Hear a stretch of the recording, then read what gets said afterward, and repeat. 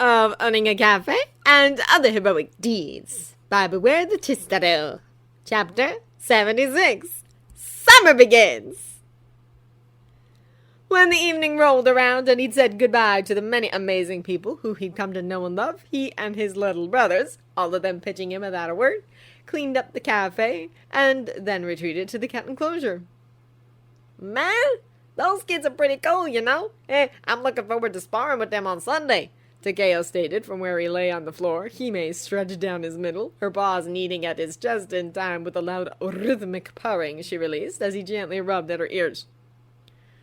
Just remember that they're kids, Takeo-ni-san. Naoki advised Riley, the care center brothers laughing and sharing knowing looks. We know what you're like. What's that supposed to mean? The brunette huffed, the gold of his eyes shimmering. Who was the 15-year-old who told me to level up after he accidentally broke my toes during a match? The pro-hero enjoyed quipped, his eyes narrowing from where he sat on the ground just a step or two away from him, his twiggy fingers playfully taunting Red Riot, Hiro, and Butskatsugo. Well, the third oldest of the group floundered amidst a rippling of snickering flooding the enclosure.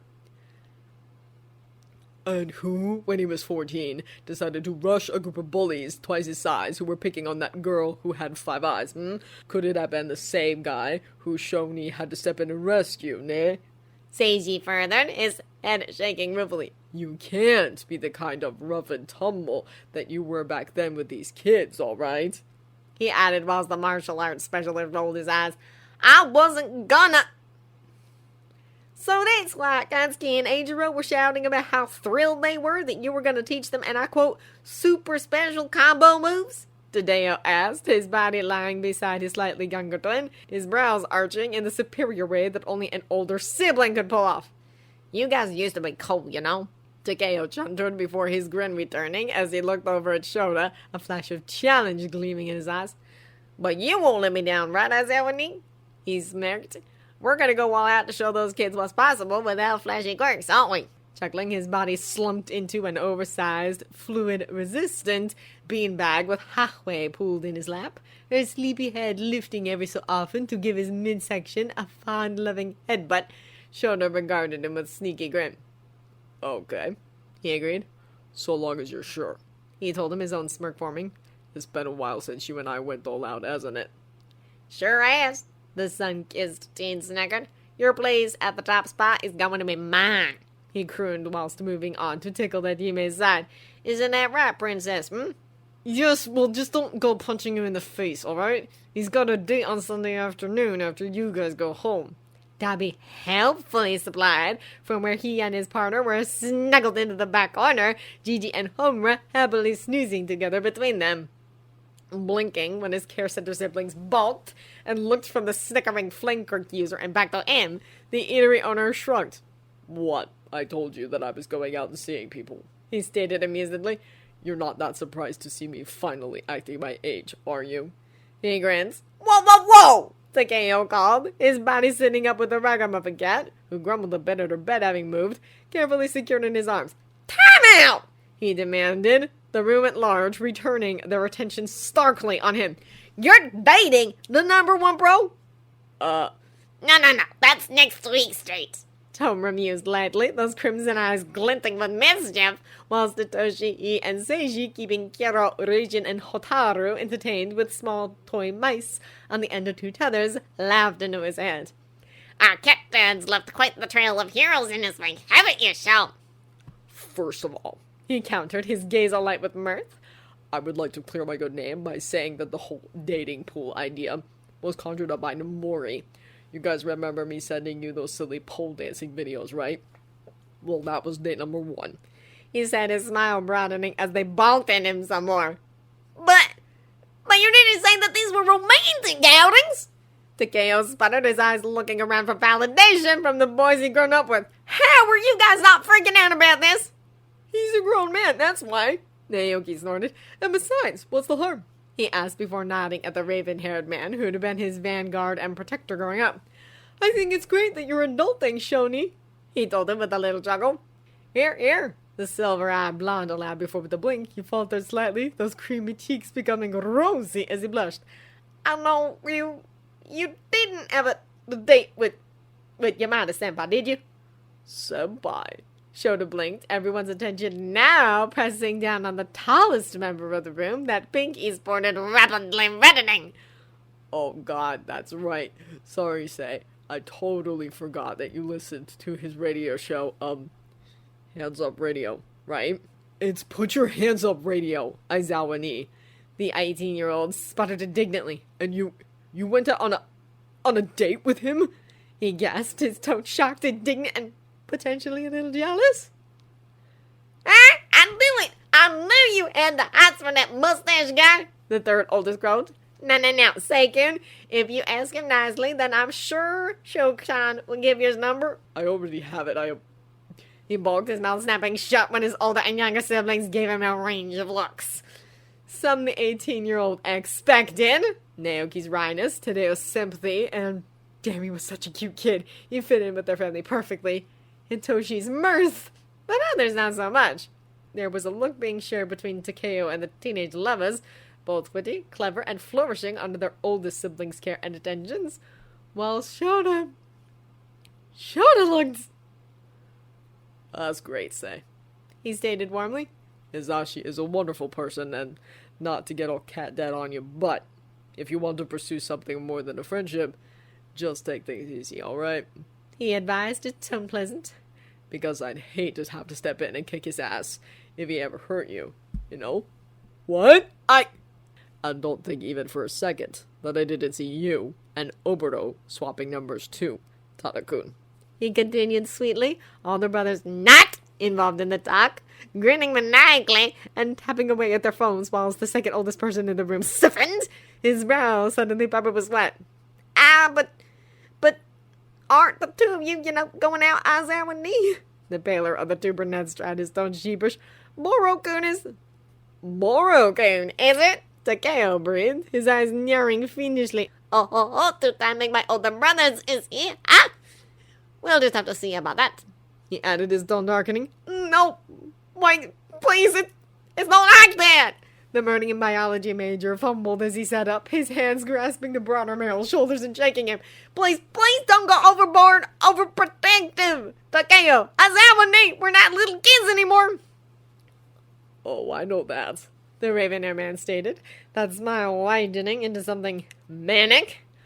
I'm just pleased to be in the loop about such things, that's all. Ma, Shoni, are you going to give them the shovel talk just like Dabini and Tomuni did for you with Mimi-chan the other day when Almighty stopped by?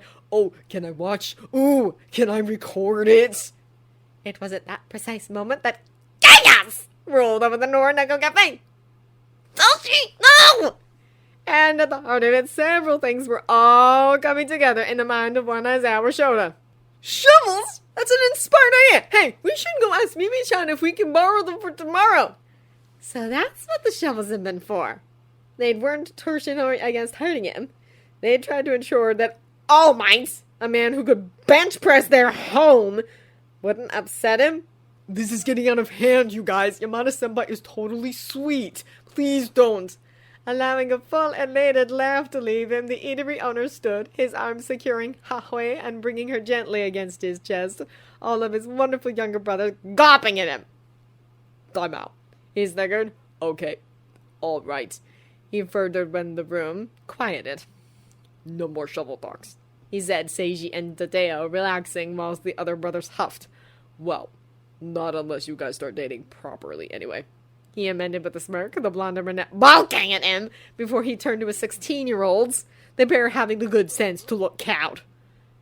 Thank you, he offered to them, each blinking in turn. That was an incredibly sweet gesture, and I appreciate you both looking out for me. He smiled.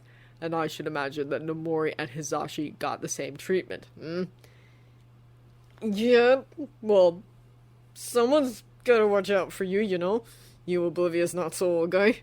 Dabi replied, his cheeks pinking a little. Chuckling at the confession, both of the boys he managed to rescue, whom he continued to love and care for, muttering to each other and looking away, the conversation soon flowed back into the usual light banter, the embarrassment forgotten.